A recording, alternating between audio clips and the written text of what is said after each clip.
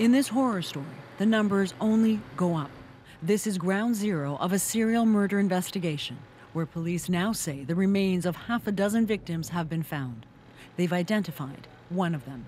We've identified some of the body parts as belonging to one of the victims whom we charge Mr. McArthur with the murder of, and that's Andrew Kinsman. Andrew Kinsman was reported missing in June 2017. He is one of 5 men police believe Bruce McArthur intentionally killed. What's not clear, who the other remains belong to. That's where we stand right now. The identification of the other remains is still ongoing. Those other remains could belong to the victims police have named, or victims police don't even know about yet. All were found in planters seized from this home, where McArthur stored his landscaping tools. Police are examining nearly a dozen more planters taken from other homes. All of the victims named so far have been linked to Toronto's gay village, where Andrew Kinsman was well known and well liked.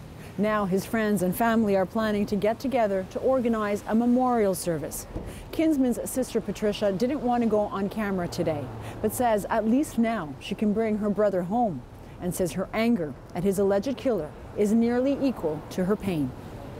Back at the home where Kinsman's remains were found, earlier today police finished examining the inside of the house and started to dig. They've been warming the frozen ground with heaters. The area under that tent is where they've identified spots where the soil has been disrupted. The search for clues will be painstaking.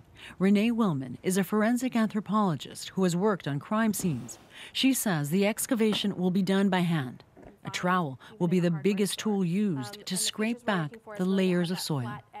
We could also be using something like tweezers to move small objects, remove them from the grave, or scooping little bits of dirt or sand away from the remains so that you can first clearly illustrate where everything is. What police find, Willman says, may also inform them where to look next. For example, if they find only 8 bones, but 4 of them are left leg bones, then we know that there are at least 4 individuals.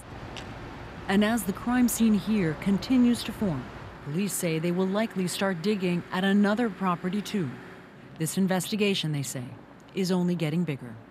Joanna Rumiliotis, CBC News, Toronto.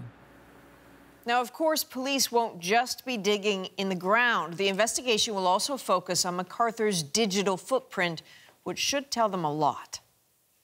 Digital forensics experts scan electronic devices they may have seized to map behavior and movement, like the substance of incoming and outgoing calls and text messages, and where a phone was in relation to a cellular tower or a building-mounted antenna, including when it switched to another one.